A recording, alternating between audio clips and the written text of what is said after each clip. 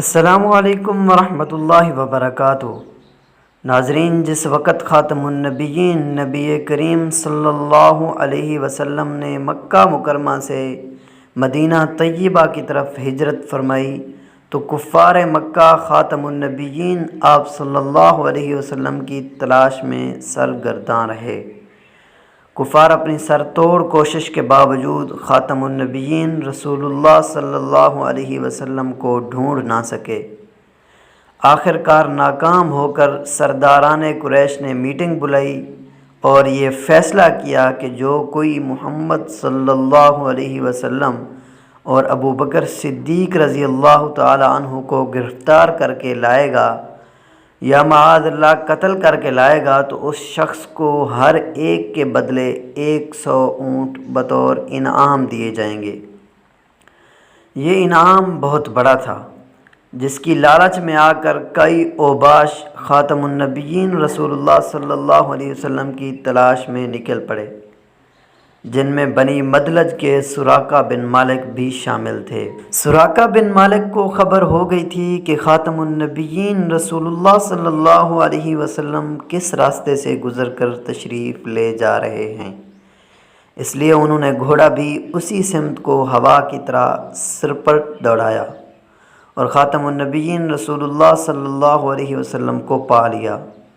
مگر جیسے ہی سراقہ قریب ہوئے تو ان کے گھوڑے نے ایسی ٹھوکر کھائی کہ وہ گر پڑے۔ سراقہ بن مالک کھڑے ہوئے اور تیر سے فال نکالی کہ میں خاتم النبیین آپ صلی اللہ علیہ وسلم کو نقصان پہنچا سکوں گا یا نہیں۔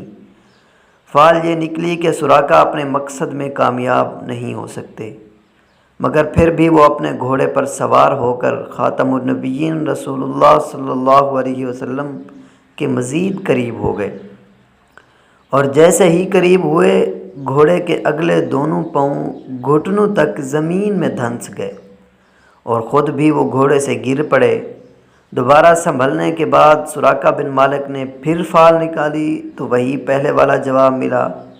سراقہ بن مالک نے انعام کی لالچ میں تیسری دفعہ جب خاتم النبیین حضور کریم صلی اللہ علیہ وسلم کی طرف قدم بڑھایا تو پہلے سے زیادہ شدت کے ساتھ گھوڑا زمین میں دھنس گیا، اور اب کی بار سراقہ خوف زدہ ہو کر خاتم النبیین رسول اللہ صلی اللہ علیہ وسلم سے معافی مانگنے لگے۔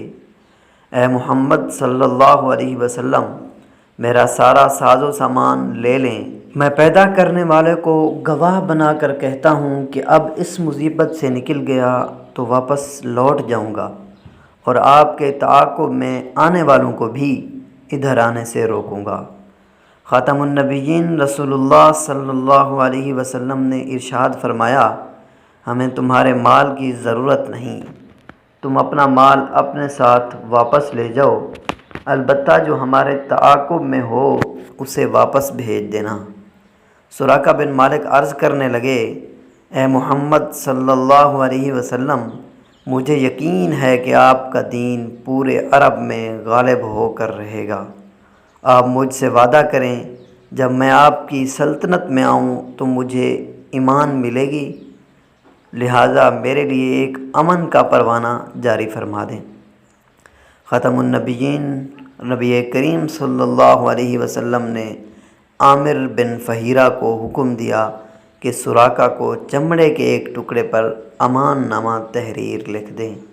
ناظرین، آج تھی ہماری یہی ویڈیو۔ اگر ویڈیو اچھی لگی ہو تو چینل کو بھی ضرور سبسکرائب کر دیجئے گا اور ویڈیو کو لائک بھی ضرور کر دیجئے گا۔ والسلام۔